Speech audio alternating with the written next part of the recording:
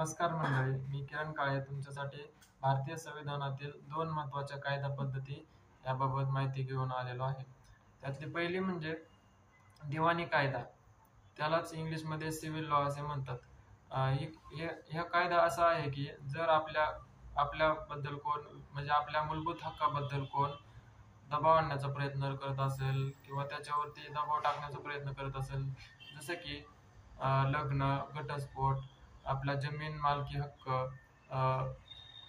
भाडे करार याबाबत जर कोण आपल्यावर दबाव टाकण्याचा प्रयत्न करत असेल तर आपण थेट न्यायालयात त्याच्याबद्दल तक्रार करू शकतो किंवा याचिका दाखल करू शकतो व न्यायालय आपल्याला योग्य न्याय मिळवून देते.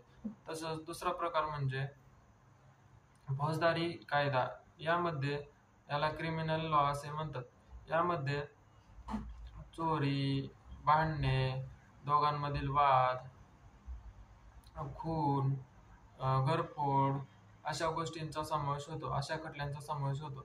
तर याबाबत आपण सर्वप्रथम आपल्या जवळच्या पोलीस ठाण्यामध्ये प्रथम माहिती अहवाल म्हणजेच त्याला इंग्लिशमध्ये FRI दाखल करणे असे म्हणतात.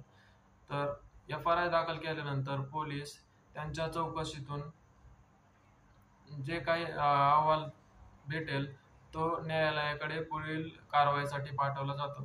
तर मित्रांनो, ही वेळ जर आपल्यावर येऊ नये, जर आलीच कदाचित, तर कायदा व व्यवस्था हातात न घेता पोलिसांच्या किंवा न्यायालयाच्या सहाय्याने आपण त्याच्यातून सुटका करून घेतली पाहिजे, जेणेकरून आपले कमी वेळात व आर्थिक तसेच सामाजिक नुकसान होणार नाही. हा महत्त्वाचा मुद्दा आहे.